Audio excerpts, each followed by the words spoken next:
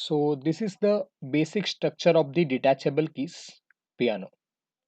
So here, okay, I'm just going to zoom this base rod of this piano. That means we are having the base, okay, this as a base, just a base for our piano. That consists of 8 bus rods and VCC we have 10 the ground. Okay, these are all the cylindrical rods. That means the stretchable rods. And uh, so when we okay, so the keys are mounted on these rods. Okay, so when we see the individual keys, okay, the piano keys, so this is what the keys. So here it will going to take the power supply from this bus rod, and whenever we press the button, and yeah, this is the just a oscillator circuit. So depending upon this capacitor value, it will going to change its frequency. That means whenever we depending upon that capacitor's charging time constant, so either of these transistor will going to on first and it will start oscillating, uh, just a two transistor oscillatory circuit, and here we are getting that frequency output. So we made only the one capacitor value to vary in all these different keys, so that we just change the capacitor value, will get the different output, and this output we are connecting to the uh, bus rod, that is the output rod. So from this one, we are connecting to the op amp based amplifier, and from this one it is connected to the speaker. So okay, I will run this circuit, and I will show you the how it will produce the sound. So it is like 44.1 kilo sampling rate. So here, okay, let's see how it will produce the, like, this is the uh, transient analysis for a 1 second. And so in this circuit, as I already told, uh, even these bus routes, they are assigned to the, like, binary patterns, these data bus routes. So 1000 means this will be one, like that, for detection of the different keys. Okay, now I will just show play the sound.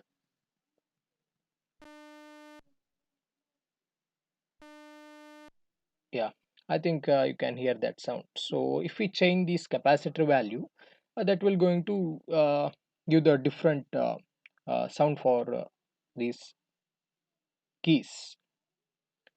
So okay, now we will see how we can implement this in hardware, and okay, in real time, how this will going to work. So here, as I already told, this is the bus routes. In Proteus we can get the many like we need I need to connect this to the external like cloud and all. That's why I use this.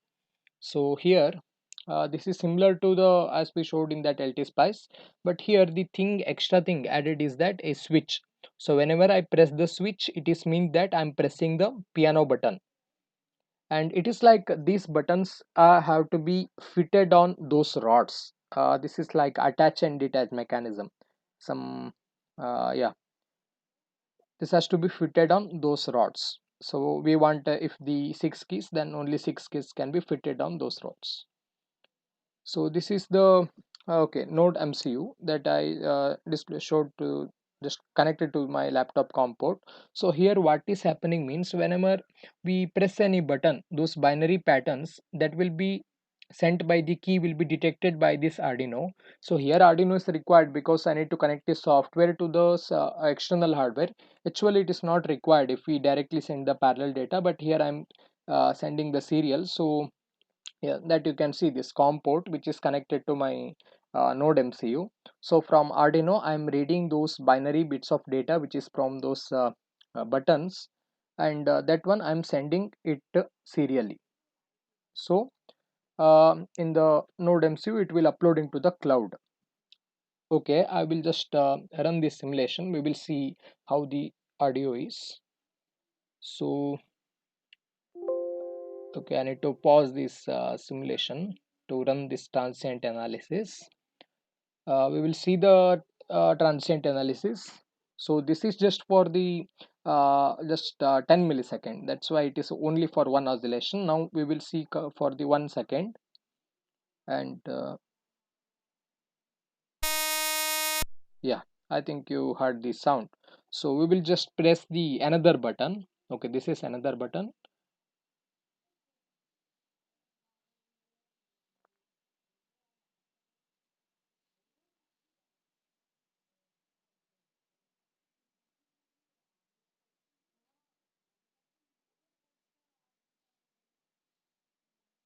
Yeah, it's processing. That's why it is taking some time. Okay. Yeah, I think you heard the sound of this button. So depending the capacitor values changed. So depending upon that, this will be going to change. Now we see how this data bus will work. This will going to send data to the okay. So here is the Firebase cloud storage. So from that it is connected to our music learning platform. So this is the simple code to implement this one. That means this node MCU from data is it is receiving serially, and it is sending to the Firebase cloud. And this one actually if we made in hardware, we not require that Arduino. It can just send uh, parallel data. It can read and it can send. And here this is the tutorial platform. It is interconnect, that means it is connected to our hardware. So simultaneously this also will update. So this is the tutorial section. There we can upload some of these videos related to music. And here whenever the user press any button there, that will directly uh, up, that means update to this database as well as in this website. So let's see how this will going to work. Now I'm connecting this to, okay, I connected this node MCU, and the simulation is running. So whenever I press any button, you see the data is coming in this terminal, and the cloud storage is also updated. And okay, so here we see now every button is yeah, okay. When I press the button here, you see more I pressed. That's why the more button will blink, and that will just display that notation also.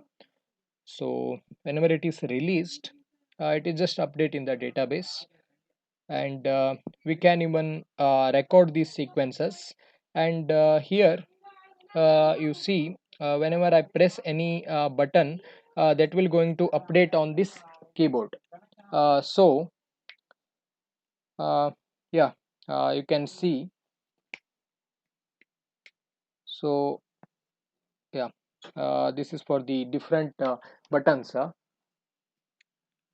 And yeah, we'll just try with another button. uh, and I will just press the other buttons. So this is so it helps to the both learner as well as the composer to learn this piano in a better way, because it will not confuses the children. And because if we have a large keyboard, then it may confuse.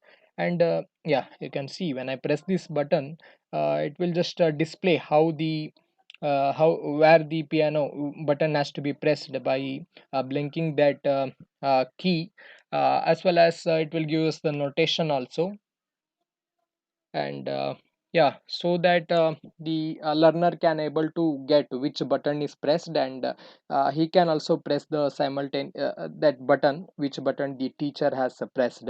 So both will appear in uh, this web app simultaneously. So both the teacher as well as the student come to know whether they press the proper button or not.